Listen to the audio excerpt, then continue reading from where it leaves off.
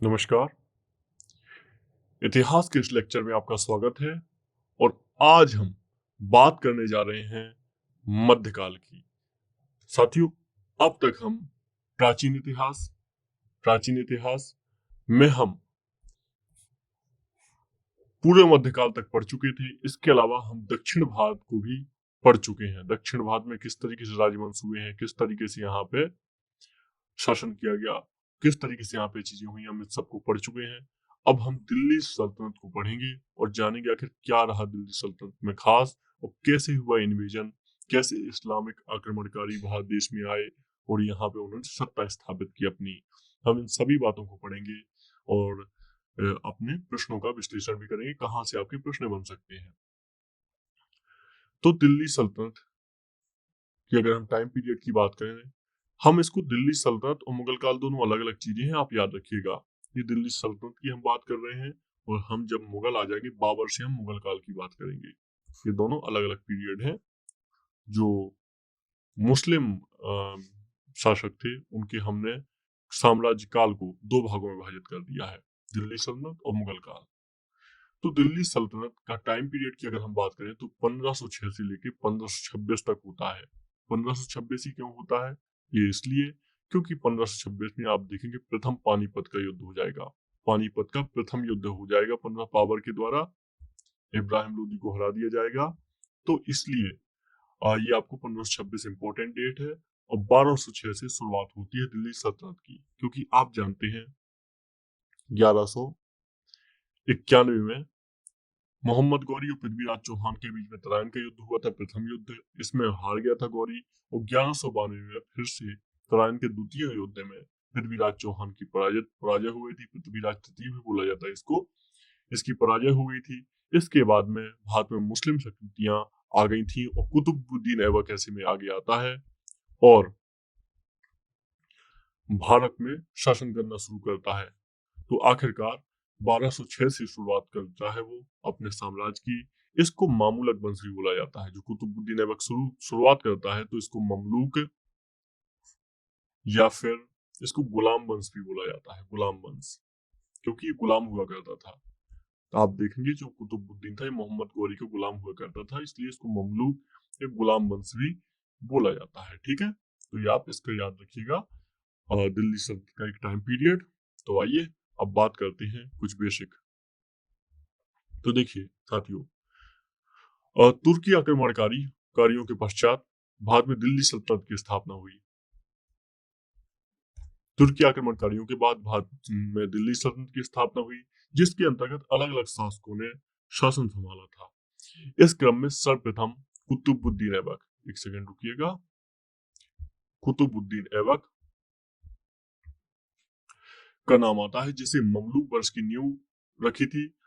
पहले इसे दास वंश भी बोला जाता था शुरुआत में इसे, किंतु कुछ कारणों से दास और ममलूक शब्दों के सटीक निर्धारण की वजह से बजाय बजाय में कुछ प्रॉब्लम था। तो ऐसे में क्या किया गया, ममलूक भी इनको बोला जाने लगा बाद में, और ममलूक ही को शब्द को ज्यादा बेहतर माना गया इनको। ठीक है, याद रखिएगा।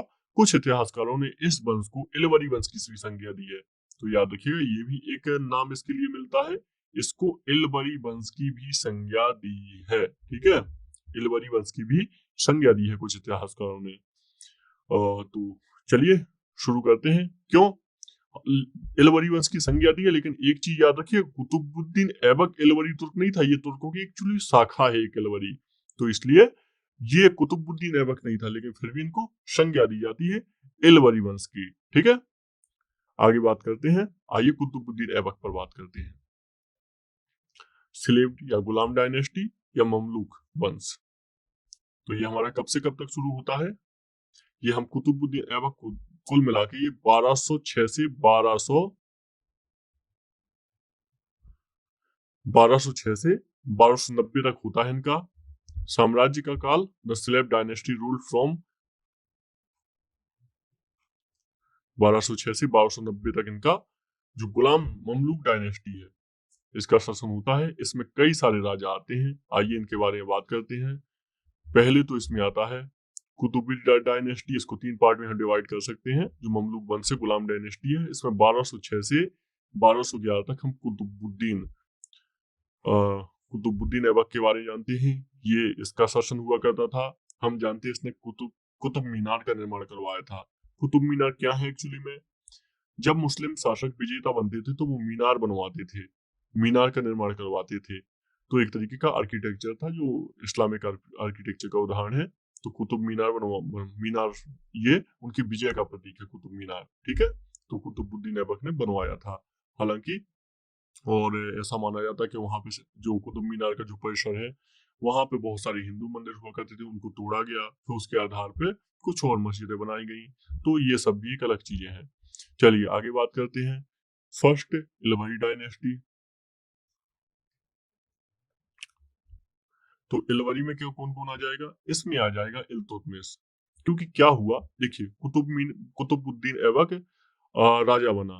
लेकिन कुतुबुद्दीन ऐबक के बाद जो इसका उत्तराधिकारी था, तो ये उत्तराधिकारी जो थे इसके, ये योग्य नहीं थे। तो ऐसे में इल्तुतमिश ने क्या किया, इसका फायदा उठाया और इल्तुतमिश ने गद्दी संभाल ली। ठीक है, इल्तुतमिश ने गद्दी संभाली। कुतुबुद्दीन ऐबक के बाद इसका बेटा आराम शाह राजा बना था 1210 में, लेकिन इसको हटा दिया गया। तो इल्तुतमिश आ जाता है। इल्तुतमिश को वास्तविक संस्थापक माना जाता है। इसको क्या माना जाता है? वास्तविक संस्थापक माना जाता है गुलाम वंश का। वैसे भी क्योंकि आप जानते हैं कुतुबुद्दीन ऐबक तो जल्दी ही मर गया था, उसकी जल्दी ही मृत्यु हो गई थी। ऐसे में जो इल्तुतमिश था, इसके हाथ में ही साम्राज्य की पूरी बागडोर थी। क्योंकि इसको सबसे बड़ी बात है ना, इसके सामने चुनौती थी, इसको साम्राज्य की सुरक्षा करनी थी जो उत्तर पश्चिम से शक्तियां देख रही थी भारत की तरफ। क्योंकि इसके और भी लोग थे इसको जानने पहचानने वाले, तो और इसके जैसे दावेदार और भी थे भारत में शासन के। तो ऐसे बहुत सारी शक्तियां भारत की तरफ देख रही थी। तो इल्तुतमिश के सामने ये था कि आखिर वो कैसे करके भारत को इन विदेशी शक्तियों से बचाए। और ये आप देखेंगे तो आगे खिलजी के समय, तुगलक के समय और लोदी के समय पर भी आपको ये समस्या देखने को मिलेगी। आगे चल के मुगल काल में भी थोड़ी मोड़ी आपको देखने को मिलेगी समस्या, कि भारत की तरफ सभी नजरें गड़ाए बैठी रहती थी जितनी विदेशी शक्तियां होती थी।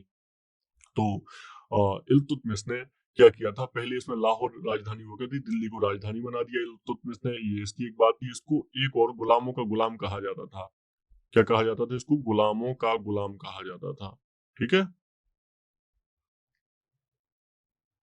चलिए।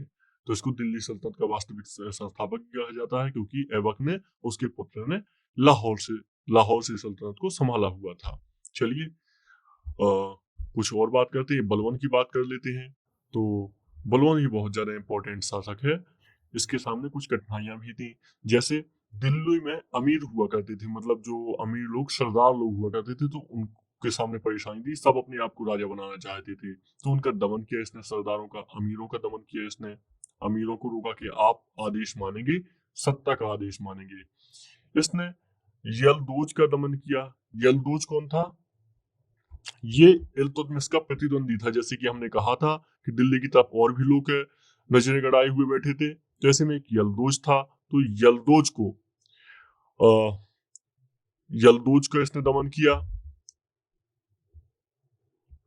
तीसरा हो जाएगा बंगाल के विद्रोहियों का इसने दमन किया। बंगाल में भी विद्रोही बहुत सारे थे जो दिल्ली सल्तनत को खत्म करना चाहते, उनका विद्रोह किया इसने। और कोबाचा का दमन किया। कोबाचा का दमन किया। तो क्योंकि उस समय मंगोल का आक्रमण भी होता था, तो ऐसे में कोबाचा की शक्ति भी कमजोर हो गई। ऐसे में इल्तुतमिश को भी फायदा मिला और कोबाचा को इल्तुतमिश ने इसको खत्म कर दिया। और जो समस्या आ रही थी तो उन सबको से साम्राज्य की रक्षा कर ली। इसके अलावा इसने 40 अमीरों का गठन भी किया। 40 अमीरों का गठन भी किया। और साथ में इसने क्या किया, खलीफा का प्रमाण पत्र भी प्राप्त किया। खलीफा से इसने आदेश लिया कि हम भारत देश में शासन कर सकते हैं। तो उसने कहा हाँ कर सकते हैं आप शासन, ये खलीफा की अनुमति है, आप इस्लामिक जगत के बहुत बड़े राजा बने। तो इस तरीके से खलीफा ने भी इसको प्रमाण पत्र दिया। तो ये कुछ इल्तुतमिश की चीजें थी जिनके बारे में बात करना आवश्यक था। तो आइए कुछ और बात कर लेते हैं, क्योंकि इल्तुतमिश की एक बहुत ही इम्पोर्टेंट बेटी थी जिसका नाम है रजिया सुल्तान। तो इसके बारे में एक बहुत इतिहास में चीजें बनती है, प्रश्न बनते हैं। तो जब इल्तुतमिश का अंत हुआ तो उसने क्या किया, उसने अपनी बेटी रजिया को रजिया को सुल्तान बनाया। ये बहुत बड़ी घटना थी उस समय की। क्यों? क्योंकि एक स्त्री को, जो वैसे भी आप जानते हैं इस्लाम में ये सब बहुत ज्यादा अलाउ नहीं था, बहुत ज्यादा मुमकिन नहीं था, लेकिन फिर भी, और इस स्त्री रजिया जैसी एक लड़की, और वो पुरुषों के कपड़े पहन के सिंहासन पर बैठी, ये बहुत बड़ी बात थी उस जमाने के लिए। इसका विरोध भी बहुत ज्यादा हुआ, और आप देखेंगे 1236 तक, 1240 तक, 1236 से 40 तक रजिया सुल्तान रही। हालांकि लगातार विद्रोहियों का सामना करने के चलते इसकी हत्या कर दी गई, और अल्तुनिया के साथ इसने एक शादी भी कर ली थी एक सरदार के साथ, लेकिन आखिरकार इसकी हत्या कर दी गई। और इसके बाद आप देखेंगे बलवन का शासन आता है, जो इसको बहुत निर्दयी शासक माना जाता है, क्योंकि इसने लौह और रक्त की नीति के साथ काम किया था। ये क्या थी लौह और रक्त की नीति? मतलब लौह और रक्त की नीति का मतलब है कि बहुत ज्यादा उसने क्रूरता के साथ दमन किया था, क्रूरता के साथ दमन किया था अपने विरोधियों का। बहुत ही क्रूरता के साथ उसने विरोधियों का दमन किया था, और इसने एक राजत्व के सिद्धांत को अपनाया था। राजत्व का सिद्धांत हमने देखा था कि यूनान से आया हुआ है भारत में राजत्व का सिद्धांत है। तो इसने राजत्व सिद्धांत के अनुसार जो राजा था, इसको ईश्वर की छाया के जैसा माना था, और ये एकमात्र ऐसा राजा था दिल्ली सल्तनत का जिसने राजत्व के सिद्धांत के स्पष्ट विचार सबके सामने रखे थे। तो इसलिए काफी महत्वपूर्ण इसकी चीजें हैं, और इसके बारे में हमें जानना भी चाहिए। ठीक है, चलिए आगे बात करते हैं। तो इसके बारे में, बलवन के बारे में, इसने ईरानी प्रथाओं को भी अपनाया। ईरानी प्रथाओं को अपनाया, जैसे ईरानी प्रथाओं में इसका क्या था, जैसे हाथ को चूमना होता है, नौरोज त्योहार जो होता है इसको मनवाया इसने, और सिजदा सिजदा और पाबोस की प्रथाओं को इसने शुरू किया। तो इस तरीके से इन प्रथाओं को भी शुरू किया। इसने सेना का बहुत अच्छे तरीके से गठन किया, क्योंकि जानता था कि अगर मजबूत रहना है तो हमें सेना को अच्छे तरीके से बनाना होगा। इसके अलावा इसका लाल महल जो था ये तो फेमस था ही, बहुत ज्यादा प्रसिद्ध था। लाल महल में बाकी चल के देखेंगे आप, तो अलाउद्दीन इसमें अपना अभिषेक भी करवाएगा, राज्याभिषेक करवाएगा। इसने गुप्तचर विभाग का संगठन किया था। तो इस तरीके से देखा जाए तो बलवन भी काफी दूरदर्शी शासक था, और इसने बहुत अच्छी तरीके से दिल्ली सल्तनत को संगठित किया था। तो आइए आगे बात करते हैं हम। ये हमने किसकी बात की है अभी तक? ये हमने अभी बात की है गुलाम वंश की। गुलाम वंश की बात की, ये सभी गुलाम वंश से संबंधित थे। अब इसके बाद में आता है एक अफगानी वंश आता है। क्योंकि खिलजी जो थे ना, ये मूलतः अफगानी थे। तो 1290 से 1320 तक, 1290 से 1320 तक खिलजी डायनेस्टी आती है दिल्ली में। और ये कैसे आती है? एक सरदार हुआ करते थे जलालुद्दीन खिलजी। जलालुद्दीन खिलजी एक सरदार हुआ करते थे, जो पहले सिलीब डायनेस्टी के अंडर में और भी लोगों ने, बहुत सारे लोगों के अंडर में काम किया है। तो जलालुद्दीन खिलजी ने अपनी खिलजी डायनेस्टी की शुरुआत की, स्थापना की, और मंगोलों से भी काफी हद तक रक्षा की दिल्ली की। आखिरकार हालांकि इसको बहुत ही मतलब अंतिम समय में अपने राज्य सत्ता से भोगने का अवसर मिला था, तो थोड़ा सा ये इसको ऐसा एनसीईआरटी में लिखा हुआ है कि उदार हो गया था। ये अपने बारे में लिखता है, मैं देखता हूँ कि किले की दीवारों के पास से देखता हूँ कि हिंदू अपना जश्न मना रहे हैं, अपने ईश्वर को लेके जा रहे हैं, और मैं कुछ नहीं कर पाता हूँ। खूब ढोल नगाड़ी के साथ वो अपनी यात्रा निकालते हैं, लेकिन मैं देखता रह जाता हूँ, मैं कुछ बोल नहीं पाता हूँ। तो इस तरीके की चीजें भी लिखता है जलालुद्दीन। फिर इसी के बाद में जलालुद्दीन का वध करके, हत्या करके, अलाउद्दीन खिलजी बनता है, राजा बनता है, सुल्तान बनता है। और फिर इसके बारे में हम आइए चीजें देखते हैं। 1296 से 1316 ईस्वी के आसपास तक ये अलाउद्दीन रहता है। इसके बाद इसकी मृत्यु हो जाती है। इसके उत्तराधिकारी बहुत अच्छे नहीं होते, उनके बारे में भी हम बात करेंगे। तो अलाउद्दीन खिलजी आता है। अलाउद्दीन खिलजी के संबंध में कुछ बातें आपके लिए बहुत जानना बहुत जरूरी है, क्योंकि इसकी बाजार नियंत्रण जो व्यवस्था है ना, ये उस समय की अद्वितीय है, बाजार नियंत्रण। इसके अलावा इसने घोड़ों को दागने की प्रथा शुरू करवाई, दागने की प्रथा, भूमि की जब्ती करवाई, जो भूमि जो रखते थे। इसके अलावा इसने कर व्यवस्था दुरुस्त की, नगद वेतन की व्यवस्था शुरू की और भी बहुत सारे इसने कार्य करवाए जो इसके काल में अचरज मानते हैं। जो इतिहासकार, एक बर्नी नाम का इतिहासकार है, उसने इनको अचरज कहा है इस युग का। वास्तव में देखा जाए तो सच में एक बहुत बड़ी चीज थी।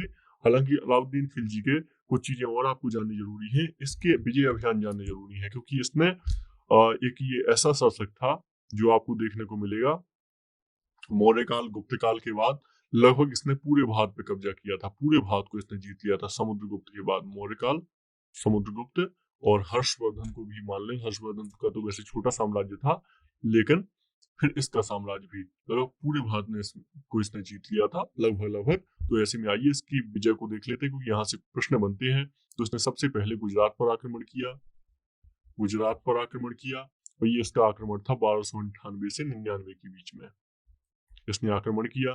फिर गुजरात के बाद इसने जो अपना दूसरा आक्रमण किया, ये रणथंबोर पर आक्रमण किया। रणथंबोर पर आक्रमण किया इसने 1301 ईस्वी में। रणथंबोर के बाद इसने चित्तौड़ की विजय की, जिसके बारे में हमें पद्मावत, जायसी का पद्मावत मिलता है, जिसमें एक रानी पद्मिनी की कहानी लिखी हुई है, जिसके बारे में एक फिल्म भी बन चुकी है। तो चित्तौड़ की विजय इसने की थी 1303 में। और इसके बाद इसकी विजय अभियान लगातार जारी रहे। इसने मालवा की विजय की, और मालवा में तो बहुत लूटपाट भी की इसने। तो मालवा की विजय की इसने 1305 ईस्वी में।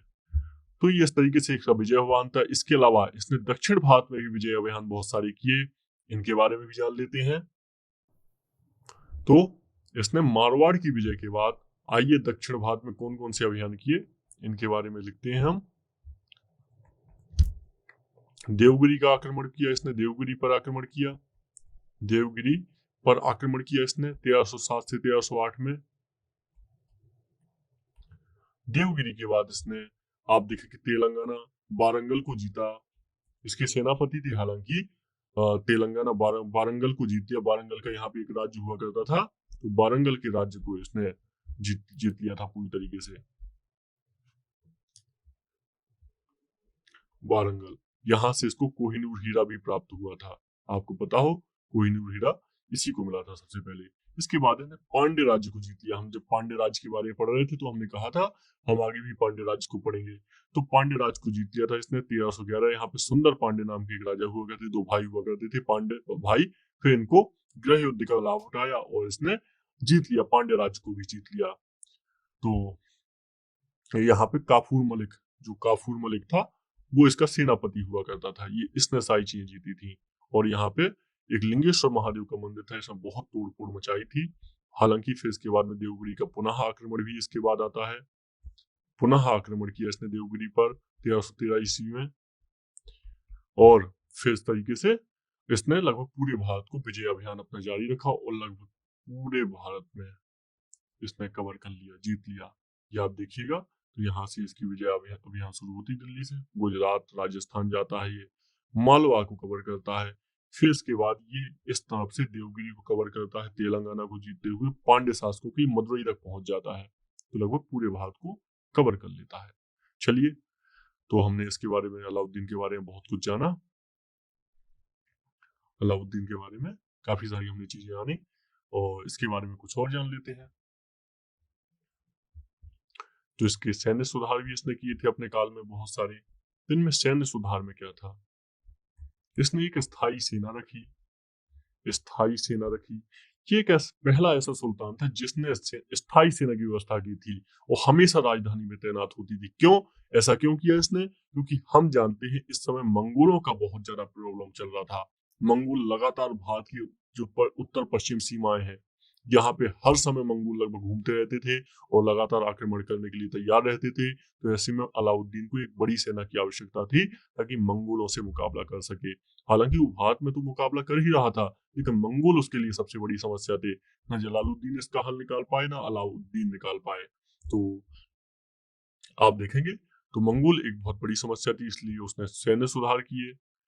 इसके अलावा उसने सैनिकों को नगद वेतन दिया, जो हम पहले ही बात कर चुके, मतलब सीधे नगद वेतन दिया जाता था। इसके पहले ऐसा कुछ नहीं होता था।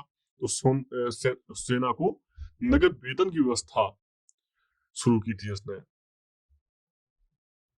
पहले जागीर वगैरह देने की और जो लूट वूट का धन होता था उसको देने की व्यवस्था चलती थी, लेकिन इसने उसको खत्म कर दिया और सैनिकों को वेतन में 234 टंका प्रति वर्ष था। ये टंका क्या था? ये एक सिक्के का नाम है। ये टंका एक सिक्के का नाम है। और अगर घोड़ा है, एक घोड़ा अगर ये रखते हैं तो इसके लिए इनको अलग से 78 टंका मिलते थे। तो ऐसे में जो घोड़े हुआ करते थे तो वो अच्छी नस्ल के घोड़े चाहिए होते थे, लेकिन क्या करते थे सैनिक, इसमें खराब घोड़े लगा देते, पुराने बूढ़े घोड़े लगा देते थे और जो घोड़ों की अच्छी किस्में नहीं लगाते थे। तो ऐसे में क्या किया जाता था, इसने घोड़ों को दागने की प्रथा शुरुआत की। दागने की प्रथा शुरुआत की इसने घोड़ों को, और इससे क्या कर दिया कि अच्छे घोड़ों के स्तर पर घटिया घोड़ों को बदला ना जा सके, इसके लिए घोड़ों को दाग दिया जाता था। और क्योंकि घटिया घोड़े युद्ध के समय पे काम नहीं कर पाते थे तो परेशानियां होती थी और सुल्तान को भी परेशानी होती, राजकोष का भी नुकसान होता था। तो इस तरीके से आप ये सारी चीजें देखेंगे। अगर कर व्यवस्था की बात करें तो कर व्यवस्था के बारे में हम जानते हैं, इसने बहुत ज्यादा कर बढ़ा दिया था। 1/2 भाग लेने लगा था कर का। जो उपज हुआ करती थी इसका 1/2 भाग हुआ करता था। इसके अलावा जो हिंदू पदाधिकारी हुआ करते थे पहले पुरानी व्यवस्था में, जैसे मुकद्दम हुआ कर, खुद चौधरी भूमिकर वसूल किया करते थे, इन सबको इसने खत्म कर दिया और इन अधिकारों से इसने वंचित कर दिया और इसने सीधे कर की व्यवस्था शुरू की। और जो मुकद्दम, ये जो आपके एग्जाम में शब्द भी आते हैं कि मुकद्दम का अर्थ है, मुकद्दम, खुद चौधरी, ये सारे पदाधिकारियों को इसने समाप्त कर दिया। और बाकी हम पहले ही बात कर चुके हैं, वस्तुओं पर मूल्य नियंत्रण प्रणाली इसने शुरू की थी। तो जो आवश्यक जीवन निर्वाह की वस्तुएं थी उनको मूल्य स्थायी कर दिया था। जैसे आपका अगर अनाज का मूल्य है तो यही मूल्य रहेगा, अगर इससे ज्यादा मूल्य लगाया किसी ने तो उसको सजा दी जाती थी। तो ये सारी बातें भी बहुत ज्यादा महत्वपूर्ण थी। इसके अलावा एक इसमें वितरण की सब व्यवस्था को देखने के लिए सराय अदल नाम का ये एक बाजार था। तो इस जो बाजार ये जो बाजार था, यहाँ पे वस्तुओं का व्यापार हुआ करता था। ये एक बाजार का नाम है जो उस समय अलाउद्दीन ने शुरुआत करवाया था। ठीक है। और बाकी इसमें एक अधिकारी भी हुआ करता था, दीवान ए रियासत। दीवान ए रियासत, ये जो अधिकारी हुआ करता था ये बाजार व्यवस्था का नियंत्रण किया करता था और इसको संभाला करता था, व्यवस्था की देखरेख किया करता था। ठीक है। ये तो अलाउद्दीन के बारे में आप सारी चीजें याद रखिएगा, बहुत ज्यादा एग्जाम में हेल्पफुल होंगी। आगे बढ़ते हैं। तो आइए अब एक नए वर्ष की बात करते हैं हम, और ये है तुगलक डायनेस्टी, तुगलक वंश है। ये भी बहुत महत्वपूर्ण है। क्यों? क्योंकि आप देखेंगे 1320 में गयासुद्दीन तुगलक जो है, तुगलक वंश के संस्थापक, ये महमूद खिलजी की हत्या कर देते हैं अंतिम शासक नासरुद्दीन खुसरो। नासरुद्दीन खुसरो नासिरुद्दीन खुसरो की हत्या कर देते हैं और इस तरीके से दिल्ली का तख्त संभाल लेते हैं गयासुद्दीन तुगलक। तो इनको गाजी मलिक भी कहा जाता है। और 1320 से 1325 तक इनका जो काल था पूरा, फिर इसके बाद में इनकी मृत्यु हो जाती है। इसके बाद में मोहम्मद बिन तुगलक आता है। बर्नी ने इसकी खूब प्रशंसा की है क्योंकि ये बहुत पराक्रमी था। इसकी बड़ी बड़ी योजनाएं इसने बनाई, हालांकि उनमें से अधिकतर योजनाएं फेल हो जाती हैं। तो 1325 से 1351 तक शासन करता है। और तीसरा शासक है इसमें फिरोज शाह तुगलक, जो ये महत्वपूर्ण शासक है तुगलक वंश के। तो आइए इनके ही बारे में बात करते हैं हम।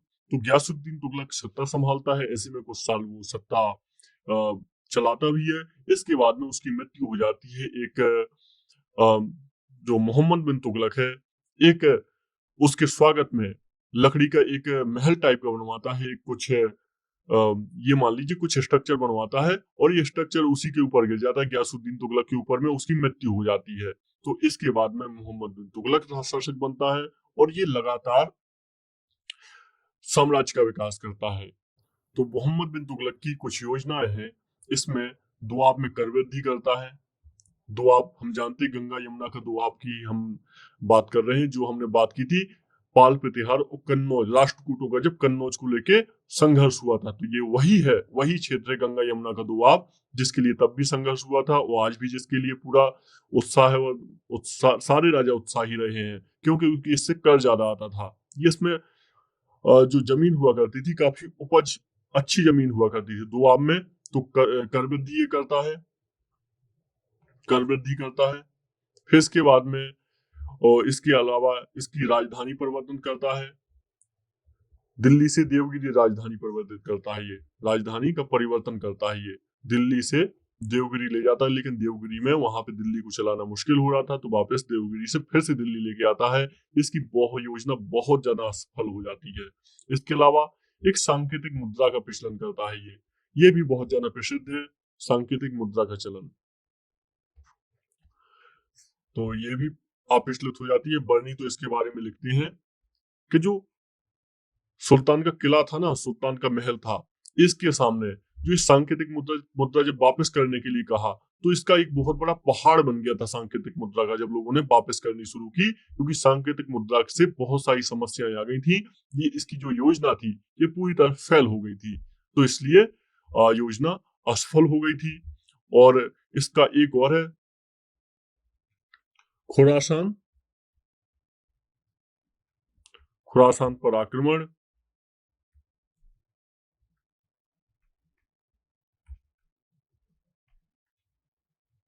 तो खुरासान पर आक्रमण की इसने योजना बनाई थी, हालांकि ये भी असफल रही, और इसके लिए उसने बहुत बड़ी सेना बना ली थी और इसके लिए वेतन भी दे दिया था 1 साल का। लेकिन फिर ये ऐसा हुआ नहीं, राजधानी परिवर्तन इसमें और सारी मध्य एशिया की राजनीति में बहुत सारी परेशानी आ गई थी, तो ये खुरासान पर आक्रमण का जो प्लान था इसको कैंसिल करना पड़ा। तो ये भी इसके लिए एक बहुत बड़ा झटका था, जिसके कारण ये फेल हो गया, इसकी योजनाएं फेल हो गई। तो ये सारी चीजें थी कुल मिला के जो मोहम्मद बिन तुगलक से संबंधित है और उसके जीवन से संबंधित है। तो इसके लिए हमें इसका इतिहास मिलता है, हमें बर्नी द्वारा, जियाउद्दीन बर्नी नाम का एक व्यक्ति है, इसने इसके लिए इतिहास लिखा हुआ है पूरे मध्यकाल का, सल्तनत काल का। और इसके अलावा खुसरो एक बहुत बड़ा शोध उपलब्ध करवाते हैं, अमीर खुसरो। तो ये सब इस काल के इतिहास को पढ़ने के लिए आवश्यक दस्तावेज है, इनके द्वारा इतिहास में मिल जाता है। चलिए आगे बात करते हैं एक और शासक की, फिरोज शाह तुगलक की। ये फिरोज शाह तुगलक थोड़ा सा मोहम्मद बिन तुगलक जितना पराक्रमी तो नहीं था, और मोहम्मद बिन तुगलक की जो दृष्टि थी अन्य धर्मों को लेकर उदार हुआ करती थी, लेकिन फिरोज शाह तुगलक की दृष्टि ऐसी नहीं हुआ करती थी। उसने कोशिश की कि जो उलेमा वर्ग है और जो मुस्लिम धर्मगुरु है इनको खुश रखा जाए। इस दृष्टि से इसने जो हिंदुओं पर है धार्मिक कर लगाना शुरू भी कर दिए। इसने हिंदुओं पर धार्मिक कर भी लगाया इसने, और भी इसने ऐसी बहुत सारी योजनाएं की जो हिंदुओं के विरुद्ध थी, और एक तरीके से इसने तुष्टिकरण की नीति भी अपनाई फिरोज शाह तुगलक ने। चलिए आगे बात करते हैं। तो हम चर्चा करेंगे लोदी वंश, सैयद वंश पर। सैयद वंश क्यों महत्वपूर्ण है? 1414 से 1451 तक ये वंश रहा है। तो इसमें एक शासक हुआ है खिज्र खान। यह खिज्र खान इसका संस्थापक शासक है। जब तुगलक वंश में आप देखेंगे तो तुगलक वंश पूरी तरह कमजोर हो जाता है, और 1398 में, यहाँ पे आप देखेंगे 1398 में तैमूर लंग का आक्रमण होता है, तैमूर लंग का। ऐसे में जो सुल्तान होता है तुगलक सुल्तान, ये दिल्ली छोड़ के भाग जाता है, और फिर एक शासक आता है आगे, सैयद आता है, एक सरदार आता है खिज्र खान नाम का। फिर ये दिल्ली की सत्ता को संभाल लेता है आखिरकार, और फिर एक सैयद वंश की स्थापना करता है। ठीक है, सैयद वंश की स्थापना करता है। सबसे प्रतापी शासक था ये सैयद वंश का। तारीख ए मुबारक शाही नाम का एक ग्रंथ है, एक इतिहास है, तारीख ए मुबारक शाही, मुबारक शाही, इसमें खिज्र खां को सैयद बताया हुआ है। ठीक है, ये आप याद रखिएगा। तो खिज्र खां का शासन बहुत ज्यादा दिन नहीं चल पाया, लेकिन फिर भी ये एक महत्वपूर्ण सल्तनत थी, उस समय की महत्वपूर्ण शासक था। क्यों? क्योंकि उस समय वैक्यूम चल रहा था, कोई भी योग्य शासक नहीं था जो दिल्ली सल्तनत की गद्दी को संभाले। तो ऐसे में इसके बाद में एक नए वंश का उदय होता है, सैयद वंश के बाद लोदी वंश है। ये काफी महत्वपूर्ण है। 1451 से 1526 क्यों इंपॉर्टेंट है? आप देखेंगे इस वंश की सत्ता बहलोल लोदी ने संभाली थी। बहलोल लोदी ये काफी महत्वपूर्ण सुल्तान था दिल्ली का। 1451 से 1489 तक सिकंदर लोदी, और फिर इसके बाद इब्राहिम लोदी। इब्राहिम लोदी के बारे में आइए बात करते हैं। इब्राहिम लोदी सबसे अंतिम शासक था इसका। जैसे इब्राहिम लोदी का युद्ध हुआ था, इब्राहिम लोदी और बाबर का, युद्ध हुआ था, जिसको हम पानीपत के प्रथम युद्ध के बारे में जानते हैं। पानीपत का प्रथम युद्ध के बारे में जानते हैं, ये 1526 में हुआ था। तो इस तरीके से ये जो लोधी साम्राज्य है, इसकी सत्ता खत्म हो जाती है और शुरुआत होती है भारत में यहाँ से मुगल दौर की, मुगल काल की शुरुआत होती है, क्योंकि बाबर इसमें फिर राज्य की स्थापना करता है। बहुत सारी बाबर के सामने परेशानियां होती हैं, लेकिन अंततः बाबर इस साम्राज्य को जीत लेता है, लोधी साम्राज्य को। आपको बता दें कि लोधी साम्राज्य अफगानी साम्राज्य था। मतलब अगर बात की जाए तो दो अफगानी साम्राज्य हुए, एक खिलजी और एक अफगानी। ये दूसरा अफगानी साम्राज्य था भारत में, क्योंकि जो तुर्की लोग हुआ करते थे, अफगानी जो मुस्लिम हुआ करते उनको ज्यादा पसंद नहीं किया करते थे, तो ऐसे में बहुत ज्यादा नहीं हो पाए हैं। लेकिन हालांकि ये दो साम्राज्य लोधी है, ये लोधी दूसरा अफगानी साम्राज्य है, इसको बोला जाता है अफगानी। अफगानिस्तान से थी ये। ठीक है, चलिए याद रखिएगा।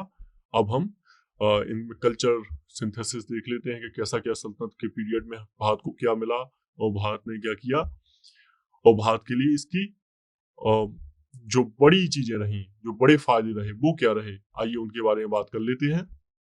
तो देखिए, जो सल्तनत काल था, आप जानते हैं इसके पहले भारत बहुत छोटे छोटे भागों में बढ़ गया था। भारत में बहुत सारे राजा हो गए थे। तो ऐसे में सल्तनत काल में जो मुस्लिम आक्रमणकारी आए, इन्होंने कुछ ने तो भारत को लूटा, जैसे मोहम्मद, जैसे आपका हो गया कुछ महमूद गजनवी, कुछ आक्रमणकारियों ने भारत को लूटा। लेकिन बहुत सारे जैसे तैमूर लंग, तो इन लोगों ने लूटा, लेकिन बहुत सारे लोग यहाँ पे आए, यही रच बस गए। उन्होंने दिल्ली को संभाला, उन्होंने यहीं पर शासन स्थापित किया अपना। इनमें से कुछ सहिष्णु शासक भी हुआ करते थे, कुछ सहिष्णु नहीं भी थे, और कुछ राजनीतिक धर्म का पालन करते थे।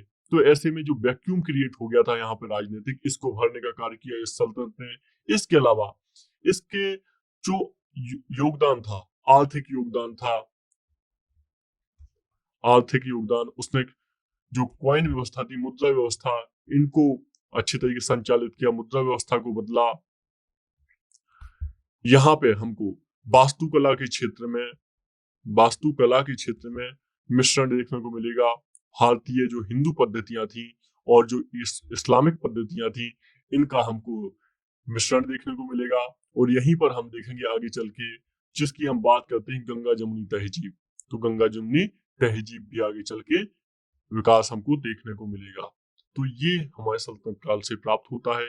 इसके अलावा हमें इस काल का इतिहास प्राप्त होता है। हमें अमीर खुसरो जैसे व्यक्ति प्राप्त होते हैं, जो अपने को तूतीय हिंद बोला करते थे। अमीर खुसरो ने बहुत सारा इतिहास कवर किया हुआ है, लिखा हुआ है। इसके अलावा इसने बहुत सारे शौर सैनी, जैसे हम जानते हैं, जो हिंदी खड़ी हिंदी के विकास में योगदान दिया। और साथ में जो सूफी परंपरा है, इस सूफी परंपरा के कारण जो भारत भारत का दर्शन था, इसमें निर्गुण जो दर्शन था, निर्गुण भक्ति, इसका विकास हुआ। हालांकि हमारे यहाँ पहले ही इसका विकास काफी हो चुका था। आप देखते हैं शंकर ने जब अद्वैतवाद के बारे में बात की थी, ये 10वीं सदी में, तभी से इसका विकास हो रहा था। लेकिन सूफी परंपरा आने के बाद जो भक्ति का तत्व था, इसमें निर्गुण भक्ति और ज्यादा सबल हो गई। तो ये सब भी धर्म के क्षेत्र में भी हमें बहुत सारी चीजें देखने को मिलती हैं। और समाज की बात करें तो समाज में जो वर्ण व्यवस्था थी, जाति थी, वो और भी जो राजपूत काल आ जाने के बाद और ज्यादा बुरी अवस्था में आ गई। महिलाओं की स्थिति और ज्यादा कम हो गई, शूद्रों की स्थिति और ज्यादा कम हो गई। तो ये सब परेशानियां तो हुई ही है। तो इस तरीके से हमने देखा, पूरा इतिहास देख लिया हमने यहाँ पे मध्यकाल का। हमने एक ट्रांजिशन फेज देखा, जो हमने हड़प्पा से शुरू किया था, और आज हमारा ये ट्रांजिशन का फेज मध्यकाल तक पहुंच चुका है। इसके बीच में हमने साम्राज्य बनते देखे, साम्राज्य बिगड़ते देखे, कई सारे हमने राजा देखे, दक्षिण भारत को हमने देखा, साहित्य को देखा बीच के, और इसके बाद में अब हम देख रहे हैं मध्यकाल देख लिया हमने। अब कल से हम, या फिर अगले लेक्चर से, मुगल काल को हम समझेंगे और मुगल काल के बारे में देखेंगे, विजयनगर एम्पायर को भी देखेंगे। ठीक है, चलिए मिलते हैं किसी और सेशन में। नमस्कार।